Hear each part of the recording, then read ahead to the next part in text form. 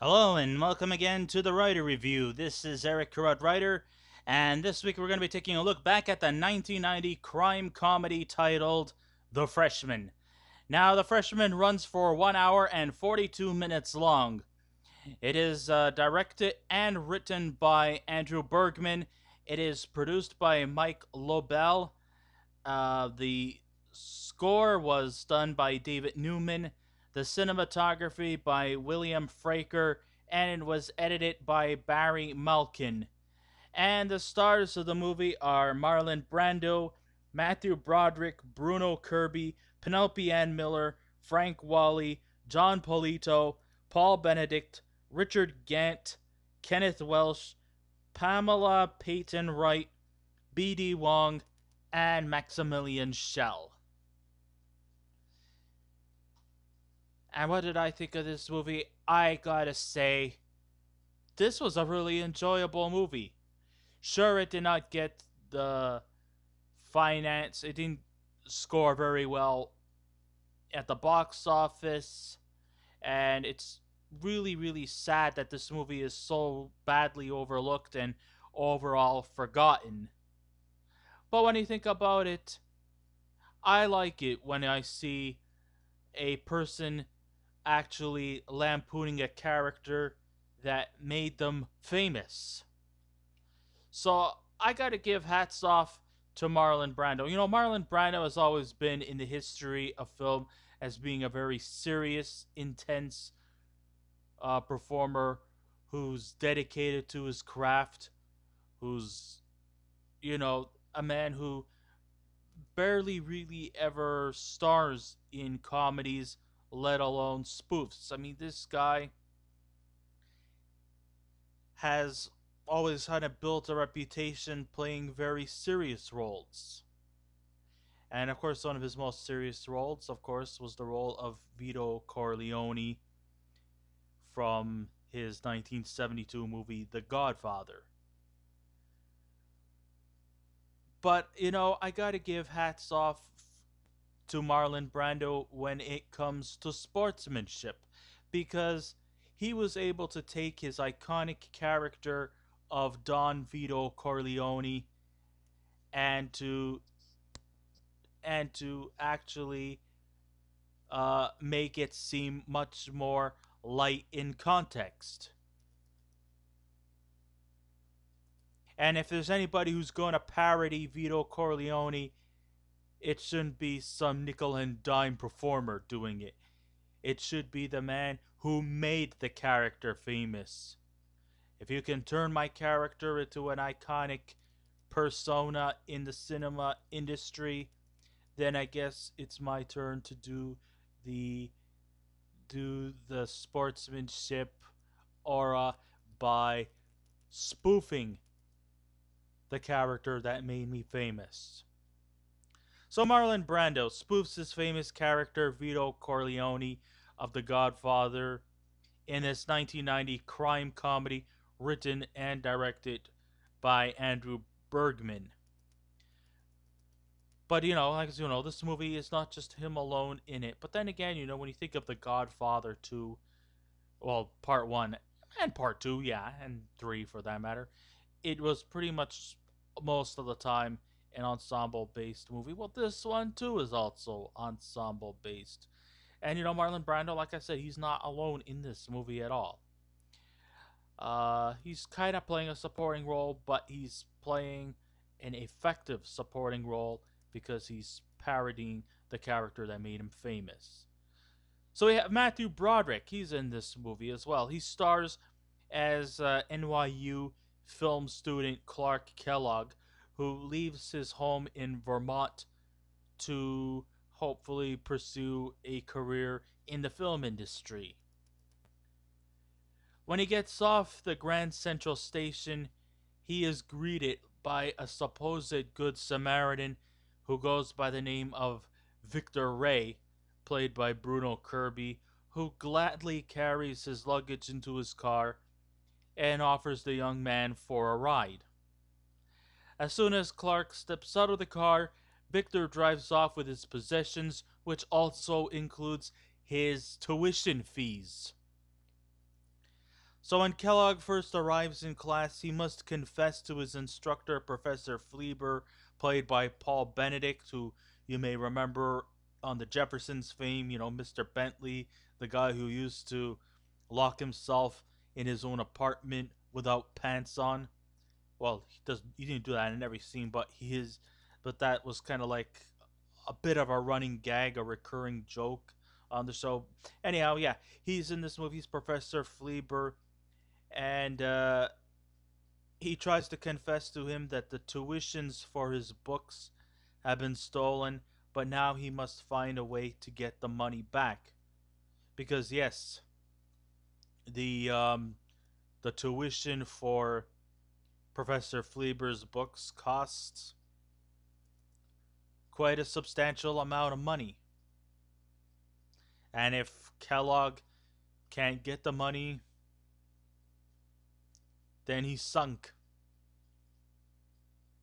In a sheer twist of irony, Kellogg leads Victor on a foot chase in which Victor would gladly return Kellogg's possessions on account that he worked for his uncle named Carmine Sabatini, played by Marlon Brando.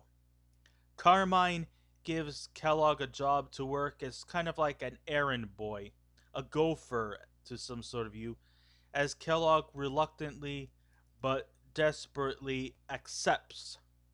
One of his first initiatives was to go to JFK Airport and to pick up an endangered giant lizard, which is the Komodo dragon. But actually, I think it's some kind of species of monitor lizard. Anyways, his job was to deliver the lizard to the Fabulous Gourmet Club, which was owned by a mysterious chef by the name of Larry London, played by German born actor Maximilian Schell, who wants to take the lizard in so that it can be made into a costly priced meal. While this is happening, two federal agents named Chuck Greenwald and Lloyd Simpson, both respectively played by John Polito and Richard Gant, are on his trail. But here's the twist about this movie. In the end, it turns out that these two federal agents are not real federal agents, but they just so happen to be henchmen to a rival crime family who are both destined to kill both Carmine and Kellogg. And if this craziness is not enough, well, we also have Kellogg in more angst because Carmine's daughter, Tina, played by Penelope Ann Miller, has also taken an interest in Kellogg, laying false claim that she and Clark are engaged. Wow. Goes to show you that anything can happen in New York. And it usually does. This is really, really, truly a fascinating story. Even for just a subtle comedy that's low profile, there's quite a lot of things happening and a lot of eventful things happening. And the best part about it is that in spite of its subtleness, it's actually played to great effect. Joining in on the craziness underneath all this whole lampoon, we also have a special cameo appearance from Miss America pageant host Bert Parks as he parodies his legacy, even crooning to his trademark song "There She Is," while being backed up by the rocker group Was Not Was. So this is a really good character-driven film.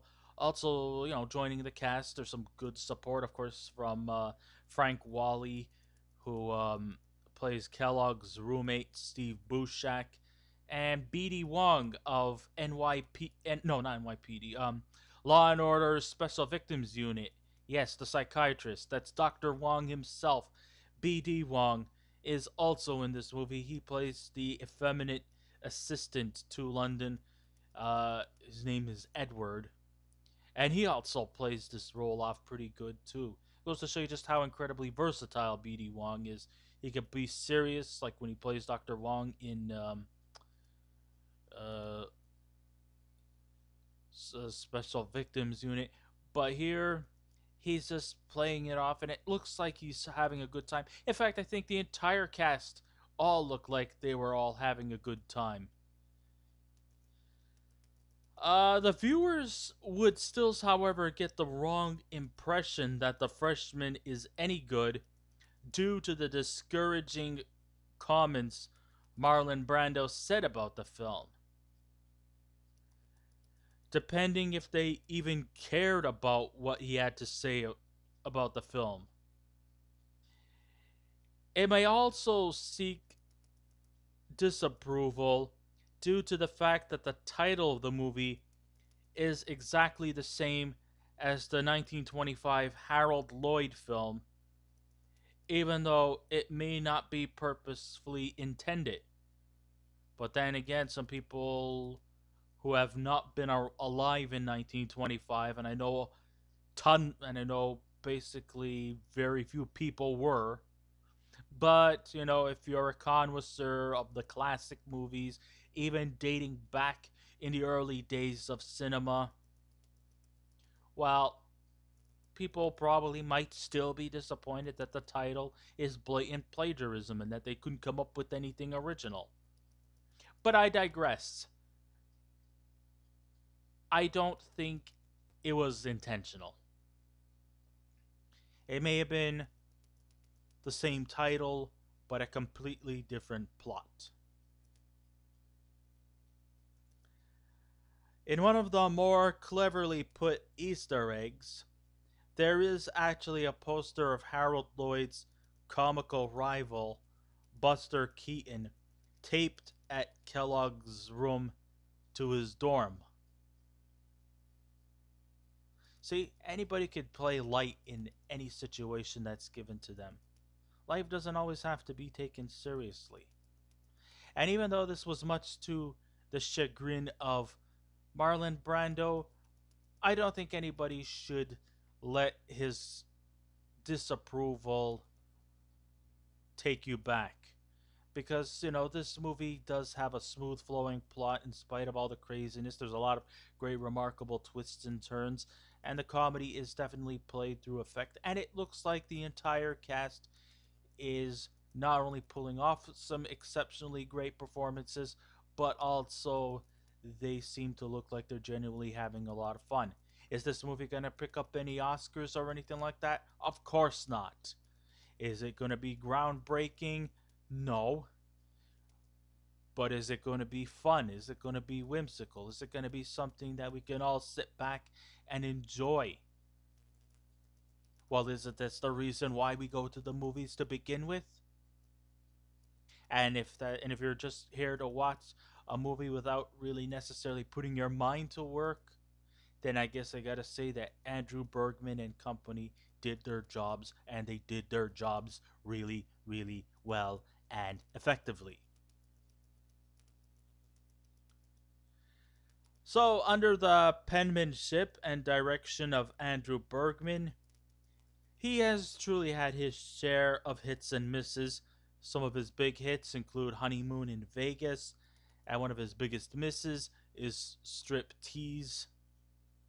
I still felt that this film was one of his biggest hits. Or, no, at least maybe one of his more bigger hits. I think Honeymoon in Vegas is his best. So, in spite of its low budget and its low profile, I still had a fun time watching this movie as the energy level remained high and the comedy was never short of laughs and the story was easy to follow without insulting anyone to the ground. I especially love the scenes, especially with the Komodo dragon, especially when he's causing chaos in a depart in a in at the JFK lobby. It was fun. And even though I'm not particularly fond of reptiles, I gotta admit the scenes with the Komodo dragon were somewhat frightening, but it was still fun to watch. I mean, I think maybe we take life too seriously or too much for granted.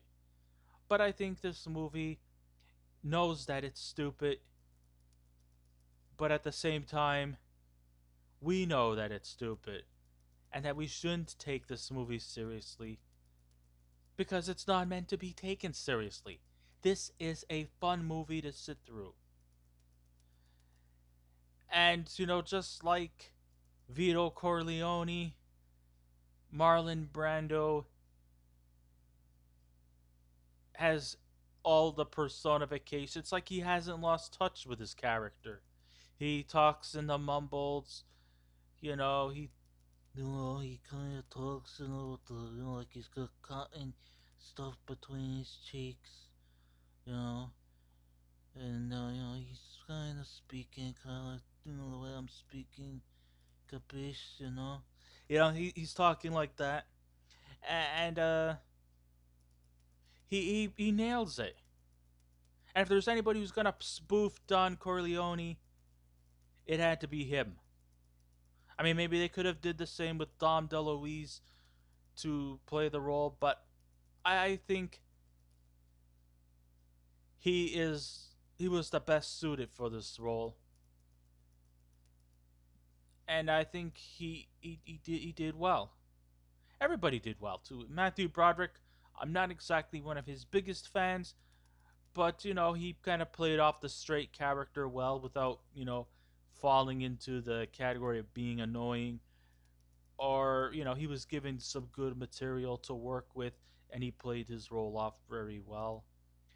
Bruno Kirby as Victor Ray, definitely a great role. There was a lot of hidden characters from the Godfather franchise that made appearances there. And aside from Marlon Brando, we also had Bruno Kirby. He was in The Godfather Part 2. You may know him from the character Clemenza. Gianno Russi, I think his name was. He played, of course, Carlo Rizzi, who was the husband of I think it was Vito's daughter, played by Talia Shire. Yeah, he was in it as well. Those were like the three notable people from the Godfather franchise who I know made appearances in there too. There's a lot of Godfather references in this movie, and it's all taken too lightly. It's all taken under a lightness. That's what makes this movie all the more special to watch. Is it the greatest movie I've ever seen? No. Is it the worst movie I've ever seen? Of course not. This is splendid fun. If you don't want to take life seriously, this is the movie for you. And the reason this film works very well is due to its casting of huge talented performers like Marlon Brando, Matthew Broderick, Penelope Ann Miller, Bruno Kirby. These guys are all very, very talented performers.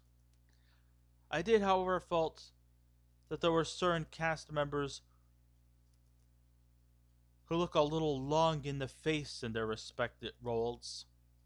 Um, Personally, I think Matthew Broderick, who was 28 years old at the time, kind of looked a little awkward playing a 19-year-old.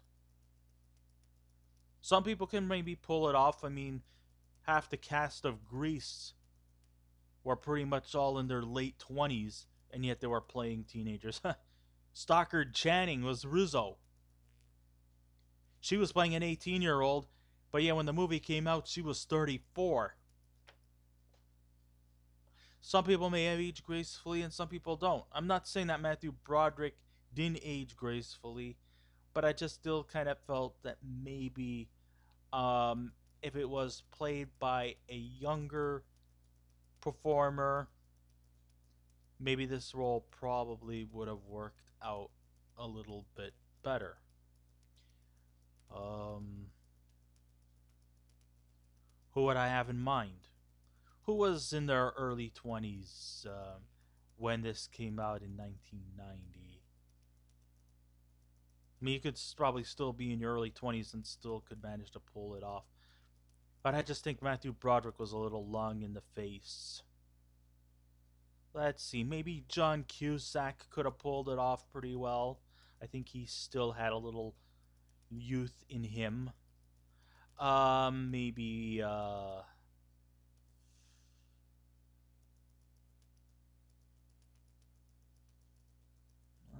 don't know. I don't know who else. I mean, this is going back to 1990, so I don't remember too many people in their youths as to when this movie came out.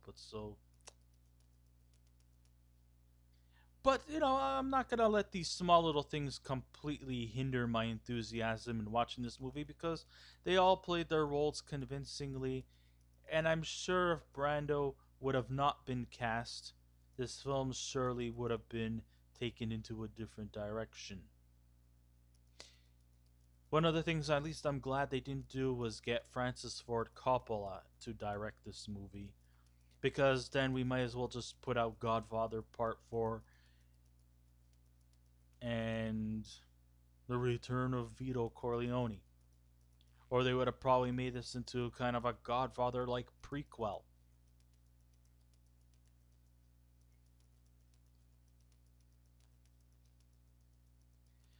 Alright, so the story itself may lack in plausible solutions of what's in store for the characters. I mean, New York City is truly one of the largest cities in North America, and who would have expected Kellogg find Victor days after Victor rode off with his possessions? I mean, if you're in New York City and somebody takes your things away, you'll probably never ever see it again. You'll probably never even see this person ever again because he's lost in a jungle filled with over 15 to 20 million people. And what was the motives behind Carmen for hiring this naive Kellogg to do his dirty work? Hollywood is the only time you will ever witness a Komodo dragon run loosely in a shopping mall. I mean, if you saw a Komodo dragon running loosely in a shopping mall, everybody would be evacuated, there would be mass panics, and maybe even a possibility this giant lizard will probably likely be killed, even if it is an endangered species. But leave it up to Hollywood to let your imaginative vibes make you escape from the realities. It's not insulting your intelligence, I'm not saying that. It's imagination at its best, but it's still not logical that a Komodo dragon will get away. The cops would have just shot it right dead right on the spot. True. But when the smoke clears, every scenario of the movie is well pieced together. The comedy makes you laugh at the right moments, and the story flows along smoothly in spite of the surrealism. It never takes itself seriously, so I ask myself, who was the funniest supporting character in the film? For me, I guess you could say it was Paul Benedict as the eccentric, self-serving film instructor. Even though every character delivers their lines and each of them have their funny moments. But I just think that, Paul Benedict, God rest his soul, always seems to use his charm and his genuine um, delivery and lines to really, really add that extra boost of humor in this film. I mean, the guy was an underrated comical genius, and he will always have a special place in my heart. And even though every character delivers their lines, and each of them have very funny moments, and even though it's low budget and far from perfect, its approval rate is very, very high. I highly recommend people to get a chance to see this movie if they never got to. I'm sure you'll probably find it on websites like Sockshare or Putlocker or somewhere else. Just Google in "Watch The Freshman 1990" online. You'll probably find it somewhere. I highly recommend to see this movie. And if I was to give it a scale out of 10, I will give The Freshman a 7.5. So I guess this ends my writer review. Thank you all for listening in. If you wish to subscribe to my channel, please feel free to do so. If you wish to leave a comment, go right ahead. Just remember, be kind, be courteous, and don't be rude. And I will be back again with another movie review. So until next time, this is Eric Correct Writer saying, keep watching those movies, and I'll see you around. Goodbye.